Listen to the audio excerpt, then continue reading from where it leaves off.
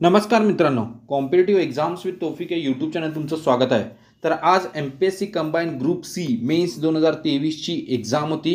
Paper 1 दुपारी झालेला आहे, पेपर 2 आत्ताच झालेला आहे, GS पेपर 2. तर या सेशनमध्ये मी तुम्हाला डिटेल सांगणार आहे की GSचा जो पेपर 2 होता तो कसा होता. पेपर अवघड होता, मीडियम होता का डिफिकल्ट होता, त्या रिलेटेड आपण डिटेल बोलणार आहे या सेशनमध्ये. तर हा सेशन तुम्ही पूर्ण बघा आणि जे नवीन व्ह्यूअर्स आहेत कॉम्पिटिटिव्ह एक्झाम्स विथ तौफिक या यूट्यूब चॅनल त्यांनी सबस्क्राईब करायला विसरू नका, कारण आम्ही डेली न्यू अपडेट्स घेऊन येतो MPSC आणि महाराष्ट्रातील सर्व कॉम्पिटिटिव्ह एक्झाम्स रिलेटेड.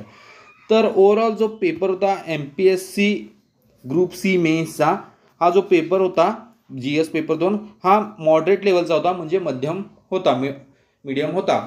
जास्त डिफिकल्टी नव्हता, जास्त इझीही नव्हता. तर त्यामध्ये जे क्वेश्चन्सचे डिस्ट्रीब्युशन होते ते ॲनालिसिस करून काढलेलं आहे की कोणत्या सब्जेक्टला किती क्वेश्चन्स आले होते. तर ते बघू आपण आता. तर बुद्धिमत्तासाठी साधारणपणे 9 ते 10 क्वेश्चन्स आले होते. करंट अफेअर्ससाठीही 9 ते 10 क्वेश्चन्स आले होते. अंकगणित व सांख्यिकी यासाठी साधारणपणे 10 ते 12 क्वेश्चन्स आले होते. त्यानंतर RTI यावर 3 ते 4 क्वेश्चन्स होते. पॉलिटीसाठी साधारणपणे 12 ते 15 क्वेश्चनच्या आसपास होते. हिस्ट्रीसाठी साधारणपणे 8 ते 10 क्वेश्चन्स होते. भूगोल व पर्यावरण साधारणपणे 9 ते 10 क्वेश्चन्स होते.